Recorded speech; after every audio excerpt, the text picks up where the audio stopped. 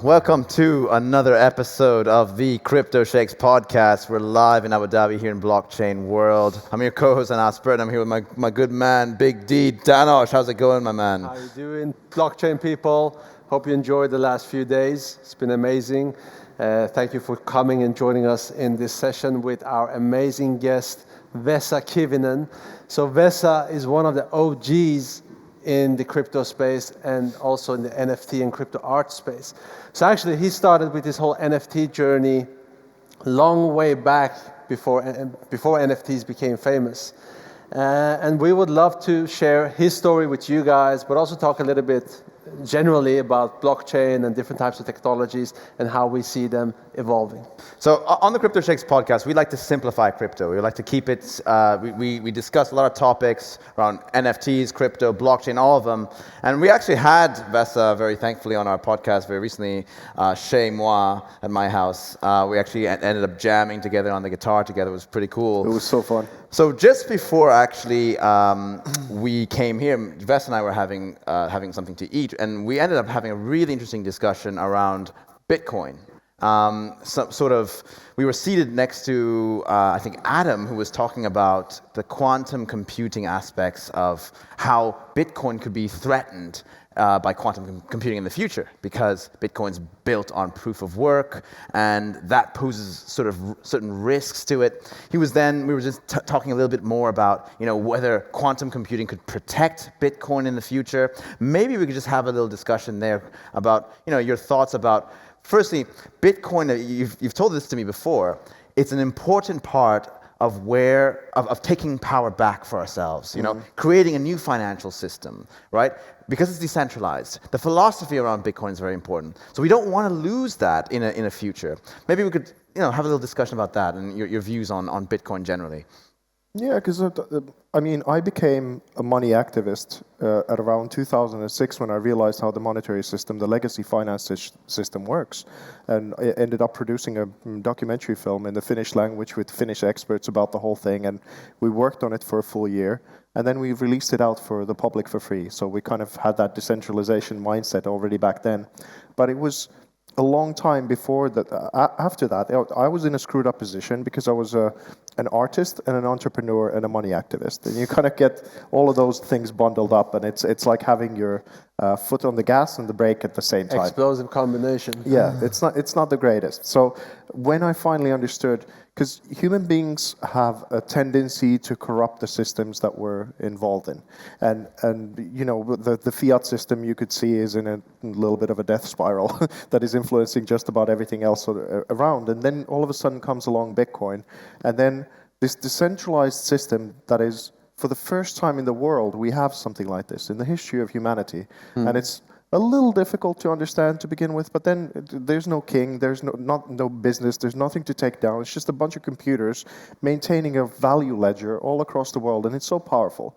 And like what we were talking is that, okay, so with Ethereum, it's completely different, and quantum computing doesn't affect proof of stake, like you were saying. Yeah, correct. So which kind of corruption do you think is going to be, or where do you place your money on, essentially? Because if you have Bitcoin and you can't really tamper with the system. So you can't do the old corruption thing that way, but it might have other threats to it.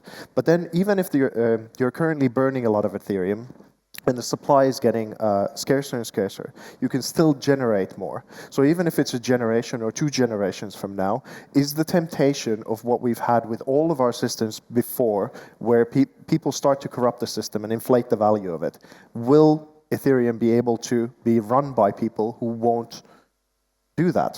So it's you're always picking in between like two things that are. Let's take a step back. Let's explain because we like to make things easy for you guys to understand. So Bitcoin, as a technology, as a blockchain, the theory is if you control more than 51% of the Bitcoin mining network, you can essentially control and manipulate transactions. And that's a threat. But in order to do that, you need to have massive amounts of computing power. Now, with technology, we see that new computers. IBM in particular, building sort of the quantum computers. What's the name of the Watson? Yeah, the Watson. The Watson. So with these new computers, you could potentially take control of the Bitcoin network and manipulate it, and that's a threat. So just wanted to clarify that point to the audience so that they know what we're talking about. Exactly. And also, because it's a little bit out of our wheelhouse actually to know whether, but it was an interesting question. If quantum computing is a threat to the Bitcoin system, can it also be an assistance for it? Because if it can be pro-Bitcoin with quantum computing, maybe it can help it make even more secure. So if I was like a massive Bitcoin whale with 5,000 Bitcoin or whatever, I'd be looking at that quite hard at the moment to see if that network can be protected by it as well as it. But all of this sort of centered on a key question we were discussing, which was in 10 years or so, what would one Bitcoin be worth, right? And the value of Bitcoin, he was asking me, so, what could I trade my Bitcoin for in the future, right? If it's worth, if it becomes $1 million per Bitcoin, then obviously that's incredible, right? But if there is a threat to the network and a threat to the systems in some way, then perhaps that isn't going to be, who knows, right? But on the same coin, I mean, if you talk about, let's say I have a quantum computer, so I want to manipulate the system to make a short-term profit. But if I do that, the Bitcoin is going to go under question. People are going to pull their money out of Bitcoin. They're not going to trust it as a decentralized currency anymore, and that would, obviously drive down the prices significantly. So if I was in a position to manipulate it, I probably wouldn't. But even, let's say there would be some rogue players out there, and they would want to take control for the short-term gains. Now, what do you think would be the scenario in that case? Do you think there would be a war of quantum computers? Yeah, I guess human beings are really good at that. We're good at making wars on stuff. So I guess that's the natural, the competitive edge, right? I mean, that's just the natural evolution of things. So I'm sure that's going to be a part of the equation. Let's take the discussion in a different direction now. Let's go towards NFTs. A huge part of this year has been incredible for this space. And I remember having the discussion with you on the podcast how, crypto art, NFTs, for the longest period of time, we didn't have this level of recognition, right? Many of the crypto projects that came out in the NFT or art projects that came out in 2017, they really didn't have significant value for 3 years or so until 2021, when people started hearing about them, and people started saying, wow, this is actually an industry that could really, really change things. Maybe you could talk a little bit about your experience going through the highs and lows of what it's like to be an NFT artist and an artist generally in the crypto space. And even to the degree that it's standing on the shoulders of giants. Like, for example, last time that I was doing an art show in Miami, I was hanging out with a guy called Lawrence Gartell, and they call him the digital titan. So he was already, I think he taught Andy Warhol how to use a Macintosh computer, and he was doing already, like in the late 70s or early 80s, he was doing on a Mac, he was doing different kinds of digital artworks. So we've had digital creativity ever since the dawn of computers, but because we haven't had blockchain or NFT technology, no one's really cared about it because you couldn't energize and monetize it in a way. So it's like, even though so I came in halfway through 2017 to crypto art and NFTs just immediately. It was a natural evolution to everything that I was doing. But realizing that there's decades and decades of this sort of creativity that's come before, and a lot of people who've gone unacknowledged because simply the galleries couldn't take them in because they couldn't monetize their work. So now it does feel like the NFTs are the new buzzword, and it's like almost happened overnight or whatever. But there's actually decades and decades of effort for us to get to this point. So it feels right now that the whole world is trying to create NFTs. Everybody's it feels coming like up with a everyone drop. wants to create an NFT project. What do you have to say to the traditional artist or someone that wants to get into the space? What things should they be aware of? Well, at the very beginning, and the sort of humble beginnings of NFTs, I wouldn't say that the quality was spectacular with with a lot of different kinds of things. And the collectors were basically crypto bros. So they started collecting things that they kind of saw were cute or cool or something like that, but it was really about the game dynamics. Are there like 1,000 of these? What kind of community can we build around them? And this, and that's not really something that is maybe so appealing to a lot of contemporary or fine art people. Fine art. So it's because it's a very different kind of mentality, and you really need to learn what's inside of the frame. What is the frame saying, or what the artist's career, or what they've achieved, and all these kind of things are really, in the early days and even up until now in the world of NFTs, it's not even relevant. It's like, okay, we don't care what you've done before. We don't care about your career. We don't care about any of this stuff. We just want to know how quickly we can flip them. And this, rightfully so, gives many like fine artists, they're going like, well then, I'm not sure if I'm able to enter this because space. my value is just bleeding out all the way through this. But now it's starting to merge that the galleries and the Christie's and the Sotheby's and the expertise is coming in. So maybe the amalgam of the expertise of the legacy art world and then this new creative zone are coming together. And it just takes time. I mean, NFTs haven't even had their first bear market yet. And we don't even know what that's going to look like, even if we're going to have one. But some sort of value correction is going to have to come in because a lot of the foundations haven't been put very solidly there. So we should comment on this in one sense. So for this audience's sake, so Danosch and I had a really deep dive into NFTs earlier in the main exhibition hall. We covered a lot of issues on the distinction between fine art and collectibles, which is where we've seen the huge influx of kind of money and attention coming into. So the crypto punks, which were launched for free in 2017, are now worth, at one point they had a floor price of 100 ETH, making them one of the most valuable projects. Then we had the Bored Ape Yacht Club come out early in April this year, and now every celebrity seems to own one. It's become like a private members club for this crypto elite.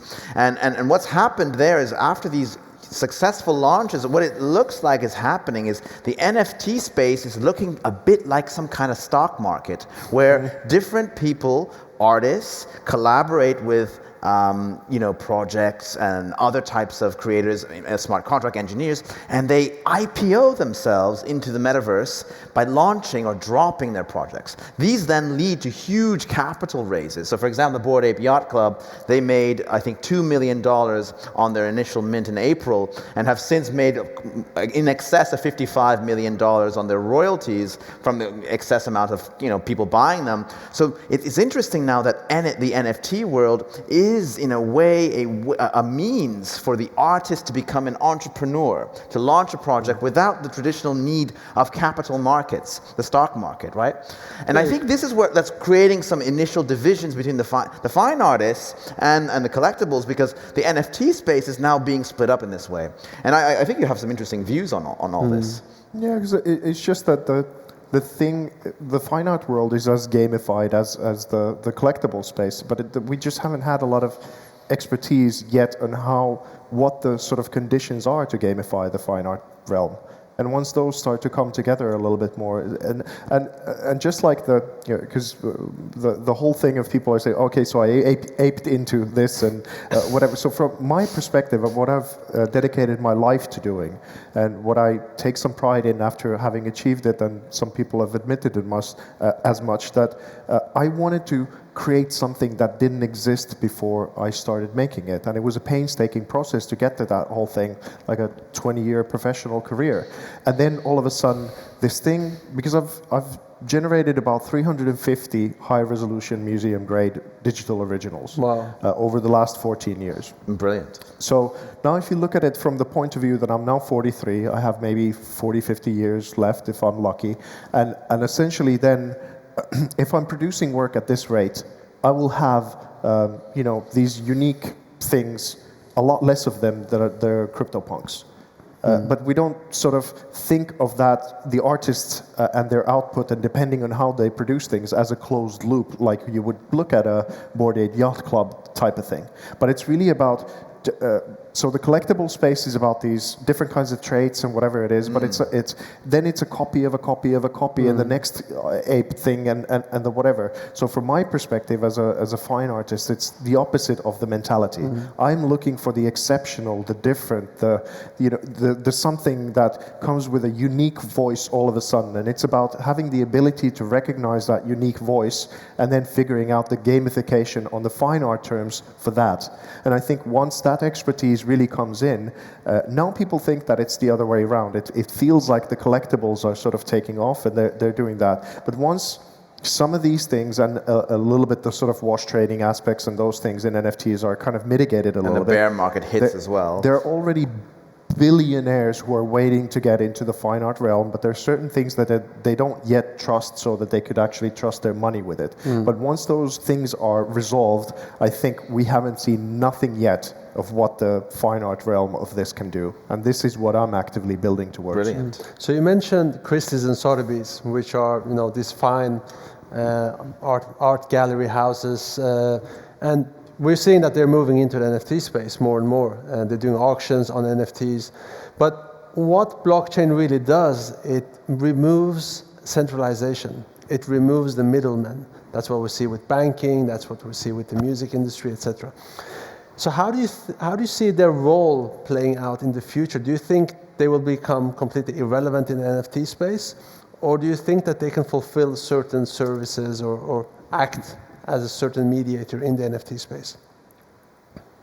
Yeah, I would love to know the sort of internal discussions of what are going on inside of those companies at the moment. I wouldn't. It's hard to predict, but it's a little bit like what it felt like to me. Some of the first moves of Christie's and Sotheby's when they came in, it was a little bit like when they did the collectible space. It was kind of like you have the finest restaurant in the world, and let's say it's been running for a long, long time, and you've over a century or something started to trust that whole thing, that this is the best thing that it could ever be.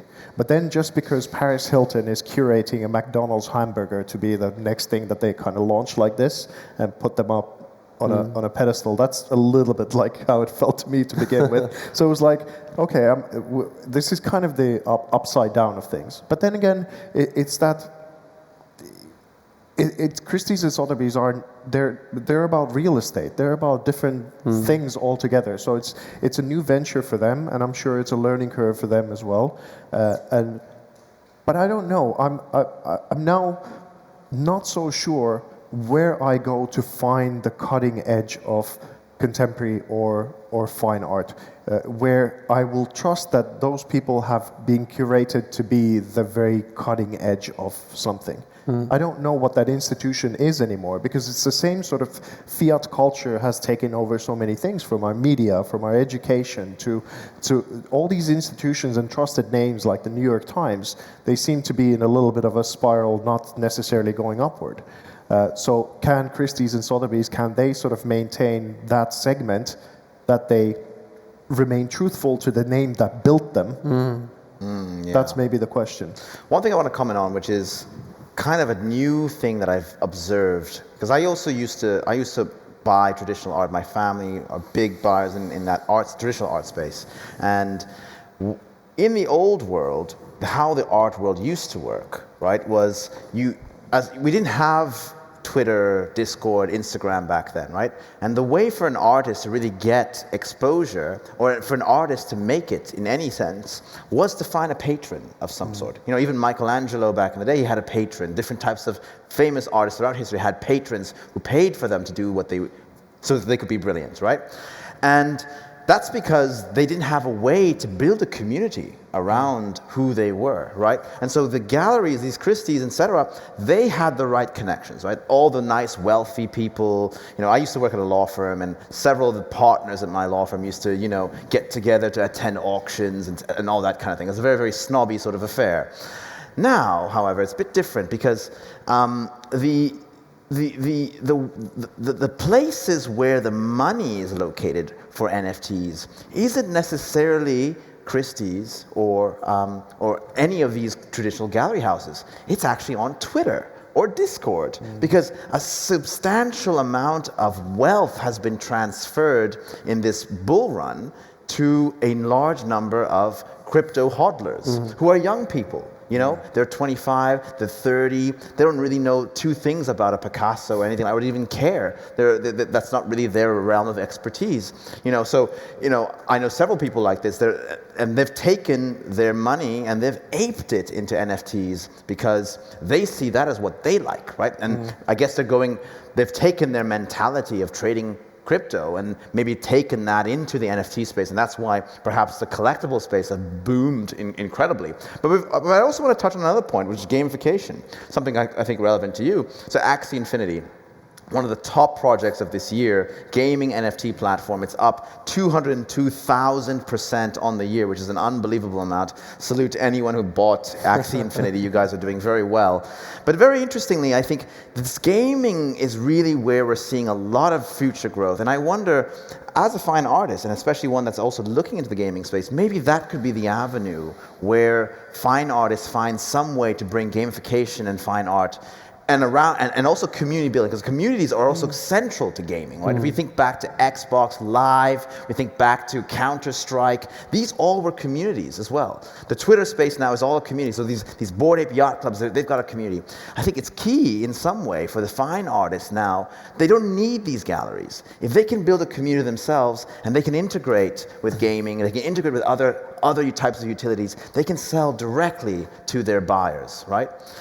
Curious to hear your views on this general view. Because it's interesting that you brought up Michelangelo, because I mean the church was a large patron of his, and essentially it was because the church was building community that they made him or commissioned him to do all of these artworks, because they realized that there was a lot of power behind the art. And then of course once they have their community and butts on seats, then the sort of the money comes. The money comes also from the community back end. So it's not that much has changed. Nothing has changed, actually. So it's just the medium. So in that sense, but what I think is, you know, the culture at large and the interoperability that I find fascinating. I had this thought the other day. It's like, because I come from Finland, like it was said, the Nokia was a huge pride for us, and then they sort of didn't innovate with Apple to the actual interface of it, and kind of got left behind because they were sort of logistics experts. But I remember having this sort of national pride moment of when there was a cool Nokia phone in a Transformers movie or something like that. So I was kind of wondering that, what if I started doing collaborations again with actresses or actors or something like that, turning them into NFTs, and then so you have product placement of NFTs, let's say in a cool movie, and then that becomes a gamified skin in the game of that movie or things like that, and all of a sudden the television series, the movies, the games, and all of a sudden the culture at large on the internet becomes interconnected in this kind of way. It starts to tap into various different kinds of communities with the same kind of product. And what a legendary thing it is that if you get the NFT that is like only 1,000 people have it from a certain movie or something like that, and then you have that thing and you're gaming with it in the game space that isn't even about that game itself. If you can take that asset and take it into other platforms. And that was a kind of like moment just going like, man, this is going to get interesting. Absolutely. So you built something around the Tesla. So this is a very interesting project. You NFT'd an actual car. And we've seen the car here at the Blockchain World. It looks super cool. There's another car next to it as well. I think is it a Pontiac? It's a Saturn Red Skyline. Saturn it's a very Red. rare, I think a GM-based car that evolved from there, and there's not many of them around, and they've been discontinued and all that kind of stuff, because the project patron, Dr. Marwan Al-Zaroni, he's a big car guy, so It certainly looks rare. So I had no idea what it was when I saw it. I was like, what is this? Okay. So going back a little bit, about a year ago, I came to Dubai for the first time. And I think in 2014, I had made this mock-up picture of a Tesla because I loved Elon Musk and the things that he was doing, and I thought it was super inspiring. And we sort of, I wrapped it in art that I'd done, and along the years, every now and then, I'd show this picture to many people. And among the many conversations that we had with Dr. Marwan, it was just one that I showed him this picture. And then a couple of months later, he was like, "VESA, would you want to hop on a Zoom call?" I'm like, "Yes, of course." And he goes like, "Well, yeah, I've bought 17 cars now. We're going to be making them into NFTs, and now a little bit after, it's evolved into a project that has 55 cars." Wow. Wow. But Congrats. but the foundation of the project, what I thought was really interesting about the whole thing, is that even if you have $1 million Lamborghini, as soon as you drive it out the shop, you've gone literally 10 minutes out of the store, it's worth 700,000. The depreciation on vehicles is unbelievable. It's yes, just exactly. insane. So it's really just a luxury use good, but it's, like you said, depreciable. It becomes a liability. It's no longer an asset. You should never turn on a car for the first time. And especially like you buy a Lamborghini with a Bitcoin, I think it's just insanity. You're losing money. You're throwing money away. I would never do that. So I would it's never do complete. So how do you reverse the car value pyramid? And I started thinking about, okay, so you take a unique digital art piece, a one of one, you wrap that into the car, but the wrap on the car actually is just a pointer to the digital artwork that you own. So you stack value. With this NFT, you get the physical car, you get the one-of-one artwork, but then also a virtual reality asset. Exactly. That's really cool. So we made it into a 3D asset that we're going to develop into a game. And this is where I'm aping in from the Bored Apes, is that I thought, what if we make it into a club? What if only those who've bought the stacked NFT asset can play this game? And maybe you can then, if you have a Tesla, someone has a Lamborghini, you might not be able to compete because of all the values and things like that, so you might have to soup it up, and it becomes a continuous thing. But then it's also a hang. So, but because one of the companies that I also am a part of is Shisha Finance with Saeed Al-Darmati. We're actually investors in that as well. Yeah, we're actually having Saeed on the podcast on Wednesday. Oh, wow. Oh, brilliant. He's so amazing. But essentially I was thinking that also if in this stack of value, there could be DeFi coins that are staked for, let's say, 5 years. Very interesting. 5 years is like a super long time in crypto. So if it's staked there, so it means that you're more incentivized to hodl that asset for a while. Because now, from my perspective, a fine art perspective, the quick fix, quick flip mentality of NFTs are really a problem for me. Because my value is sort of sustained increased over time, and I kind of need collectors like that. So if you're incentivized to hold a car, like if you sell it, the whole stacked asset, you're also going to have to let go of the coins. You can only collect the coins if you've been hodling the asset for 5 years. And that's where DeFi and NFTs are starting to become a very interesting sort of amalgam. And I'd love to play more with that, what that actually means. Amazing. So where do you see, the next? Can you give something to the audience about what you're planning next? What's your next big thing that you're gonna do, or is that a secret? It's probably smarter not to. I think what he's doing right now is substantially significant, because I like this idea. You're taking a liability and you're converting it into an asset.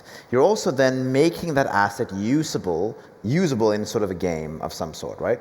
And then that also becomes something that I was just thinking this into my head. Like so earlier today we were talking about in a future enabled by DeFi, a lot of NFT assets can be used to obtain loans, right? And there's some protocols already doing this, right? If you take your Bored Ape Yacht Club, you take your punk, you bring it to a protocol. Let's say I'm a lender, right? If he had a punk and he came to me and said, "Anas, I need, $20,000. Here's my punk as collateral." I'd be very happy to loan him $20,000 in the back of a punk, and if he doesn't pay it back, I take the punk. Interestingly, cars haven't been able to be used as collateral because they're a liability and they lose value. Yeah. But here, very interestingly, perhaps the car could then become an asset that could be used as collateral because it's become an NFT, right? And that's really, really quite interesting. Yeah, I think. It brings value into assets that previously maybe wouldn't have had the same values, that would have lost value. So that's quite interesting. Very, very cool. Like, it's a big innovation. Last time that I was here, I was talking to this one sheik, and he basically has this $1 million sword, and he has rubies from the same manufacturer who did the Queen Elizabeth's crown or whatever. Wow. And it's got a 350-year royal provenance, this sword. It's been backed up by, I think Christie's in London, and checked out all the different kinds of ways. And he just is like, so how can I make this into an NFT? I'm like, okay, interesting question. So it would probably be that you scan the 3D sword, and then you go through the actual story of the sword, of what it's been through over the last 350 years. Then you maybe turn that into an animated story or something, and then you attach that into the NFT. But what if that sword would actually become a sword that you can use in a game? As games develop and as we're using more NFTs. As Generation Z comes into play, I don't think we appreciate the key monster that is Generation Z. We still live in a world of boomers, no offense to the boomers in the room, but their worldview is currently limiting the potential of this world, right? Because they're imposing a structure that limits what Generation Z or the millennials would want for this world, because they are the gatekeepers right now. But as these gatekeepers begin to disintegrate, what's going to happen is Generation Z are going to take their views forward. And so I have my younger brother, and he's 19. He's grown up as Generation Z, and he's grown up with the iPad. He's grown up playing Xbox. His entire framework and culture is so incredibly different from ours, right? Because he grew up with that. We grew up playing maybe football or whatever it is. I played Counter-Strike, but that's as close I get to gaming. I grew up playing the guitar and music and things like that. People are playing different kinds of music now, and digital music, electronica, things like that. So they're going to come with a completely novel way of how they want to see this world evolve, right? And so we got to think about that. So assets, like they might look at a sword that's worth, millions because it's been, part of society for ages, but not see much value in it because it's just a piece of rock, that you've attached to other pieces of metal. I don't care about that. But imagine having that sword as an NFT in a game. That is. Then it becomes relevant. You would be the coolest kid in that game, running around with a sword that has been around for thousands of years. And here's where maybe some of the boomer generation would go like, well, what kid could afford like $1 million sword that becomes whatever? So one of the real first pleasures that I had is there was a conference called World CryptoCon that I was a part of in 2018 and 2019. And those guys were incredible. But one of the co-founders was a 19-year-old kid. He'd gotten his Bitcoin through gaming. And we're talking about a substantial amount of Bitcoin. Wow. And this kid was 19. He's a multimillionaire, but he couldn't afford to go to his own. He's not old enough to go to his own after party. Of course. So there are. There are definitely people who have these. He could throw down on a sword like that. I think this bull run has minted loads of multimillionaires. A friend of mine who's an artist, photographer, based in England. He's 25. He got into NFTs with his art early this year. He invested $2,000. At the end of this year right now, he's now sitting on close to $1 million in profit. Yeah, right? It's insane. Incredible amount of wealth creation there. He's now built a huge name for himself. He has a community, and he's selling direct to consumer. And he's not a struggling artist. He's not a struggling artist anymore, right? And he's creating new projects. His source, he's building a company now. He's able to build a company around his growth and what he's built, his photography. That's beautiful. It's amazing. Incredible. So I don't think, I think the more people sort of dismiss the crypto community, the more they're missing out on a lot of untapped wealth that could move into a lot of different industries, right?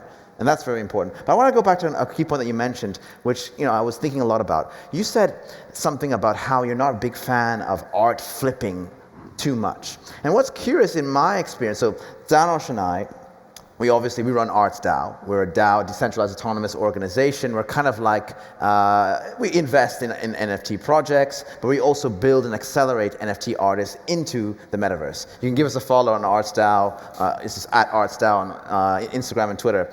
But what's interesting is whenever we look at a project that we want to buy in, the more flips it has, that actually gives it a lot more value because that shows that piece of art is high in demand. So whenever I would jump into an auction, which I've done a couple, I would look for multiple buys into that or multiple people trying to bid on that given, so it might be on foundation or whatever. That gives it value. That's the first thing. The second thing as well is flipping. I mean, flipping is actually essential to the artist because of royalties. So going back to the Bored Ape Yacht Club, they only raised 2 million at the mint, but they raised 55 plus million on the flips through royalties. So it's not actually the mints that are essential to projects and NFT art right now. It's the flips, and that's why I think I'm just curious. What are your thoughts around that kind of economic dynamic which affects the NFT space? Okay, so I'll have to go back a little bit in order to, and